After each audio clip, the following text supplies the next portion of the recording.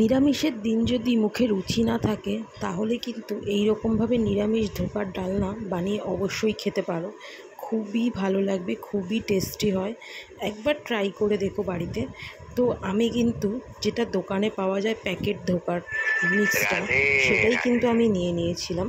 আর সেটাই নিয়ে আমি কিন্তু গরম জলে একটু নুন একটু মিষ্টি দিয়ে ভালো করে গুলে নিয়ে দেন তারপরে একটু কড়াইতে তেল দিয়ে সতে করে নিয়েছি। তারপরে ঠান্ডা হয়ে গেলে সেগুলোকে এরকম বরফির আকারে করে নিয়ে ভেজে নিয়েছি। তারপরে যেহেতু একটু আলু দেব, আলুগুলোকেও কিন্তু ভেজে নিয়েছি। কড়াইতে কিন্তু তেল দিয়ে দিয়েছি আর তাতে গোটা গরম মশলা, তেজপাতা আর একটু সাদা জিরে ফোড়ন দিয়ে দিয়েছি। আর এদিকে মশলার একটা পেস্ট বানিয়ে নিয়েছি, যেখানে আদা, টমেটো আর কাঁচা লঙ্কা। তো সেই মশলার পেস্টটা আমি ওইখানে দিয়ে দিলাম কড়াইতে। ভালো করে একটু ভাজা ভাজা হয়ে আসার পর এক এক করে গুঁড়ো মশলাগুলো অ্যাড করে দেবো।